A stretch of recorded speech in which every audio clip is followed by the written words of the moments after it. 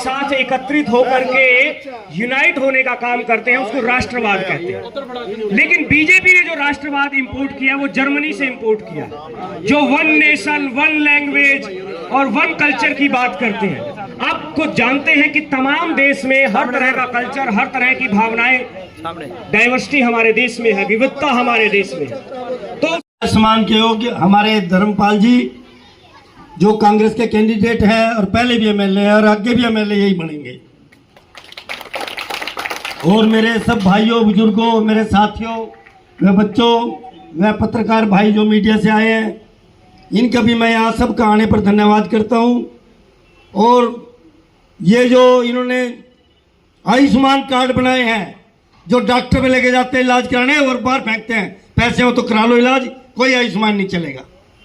और हुड्डा साहब ने कहा है कि ये तो इन्होंने 5 लाख का बनाया था, वो भी नहीं चलता, लेकिन 25 लाख रुपए का जो भी भाई गरीब होगा उनका इलाज कराएंगे, 25 लाख रुपए से इलाज कराएंगे। और बुजुर्गों को देखते हुए, क्योंकि आज थोड़ा सा वो मानते हैं बुजुर्गों को, उनकी पेंशन 3000 से 6000 रुपए की जाएगी। और ये हुड्डा साहब ही कर सकते हैं। बीजेपी ने पिछली बार 2000 से 3000 भी 5 साल में जाके करके 200 रुपये बनाए, लेकिन ये हुड्डा साहब एक कलम से 6000 रुपये करेंगे, मैं आपको विश्वास दिलाता हूँ। मेरे भाइयों, इन्होंने जो कोरोना में टिक्के लगाए हमारे भाइयों को, आज भी भुगत रहे हैं आप डॉक्टर कहते हैं कि ये टिक्के गलत लगाए गए, इनकी वजह से काफी लोग मरे हैं। और आज जो हमें बीमारियां लगी हैं उन टिक्कों से लगी हैं। तो मेरी आपसे हाथ जोड़कर प्रार्थना है, अब ये शहर के काम है, ये हमारे जो भाटिया जी है, इन्होंने कोई काम नहीं होने देते भी। मैं जब तक रहूंगा कोई धर्मपाल जी का काम नहीं होने दूंगा।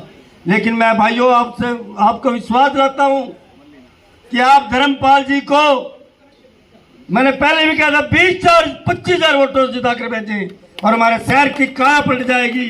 और जो हमारे फाटक पार 4 कॉलोनियां हैं, विक्रम कॉलोनी, विश्वास कॉलोनी और डोडवा और दुर्गा कॉलोनी, उसमें 60 साल से कोई सीवरेज का नाम नहीं था, वो सीवरेज इन्होंने डलवाया। और जो भी कॉलोनियों में सीवरेज डलना रह रहा है वो सारा पास हो गया है।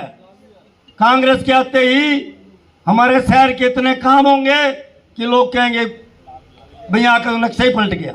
तो मेरी आपसे हाथ जोड़कर प्रार्थना है, एक वोट कांग्रेस के हाथ पे निशान पे मोहर लगा करके धर्मपाल जी को इतनी वोटों से जिताओ ताकि पता लगे भी कोई नीलोखड़ी में जीत हुई है तो नीलोखड़ी में हुई है।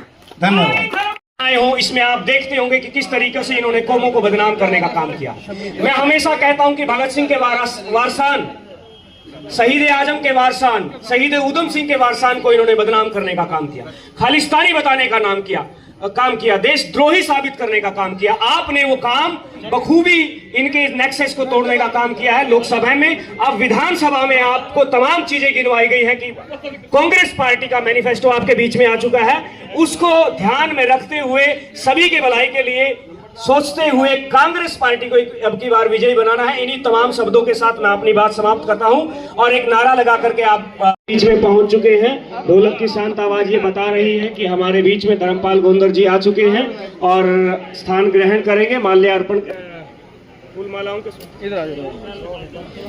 फूलमालाओं के स्वागत के बाद वीरेंद्र बंसल जी को माला पहनाते हुए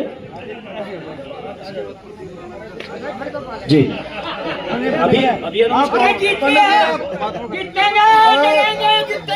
लड़ेंगे, जीतेंगे, बाजीगर। तमाम साथियों का धन्यवाद जिन्होंने धर्मपाल गोंदर जी को माला पहना करके स्वागत किया। और कि आज का युग अनपढ़ का युग नहीं है।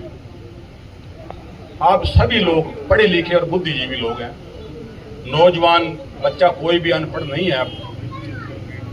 और जो बुजुर्ग हैं वो सब बात को समझते हैं कि सरकार किसकी आ रही है। ये हर सट्टा बाजार, जितने भी सर्वेक्षण, जितने भी मीडिया के लोग हैं, ये सब जानते हैं कि 70+ कांग्रेस की सीटें हरियाणा के अंदर आ रही हैं। जब कांग्रेस की सरकार आने जा रही है तो इतना तो दिमाग सभी भाइयों में है, भाई वोट किसको देनी चाहिए। जिसकी सरकार आ रही है जब ही तो काम बनेंगे। अन्यथा जो विपक्ष का एमएलए होता है वो एक चपरासी की भी ट्रांसफर नहीं कर सकता, ये सब जानते हैं।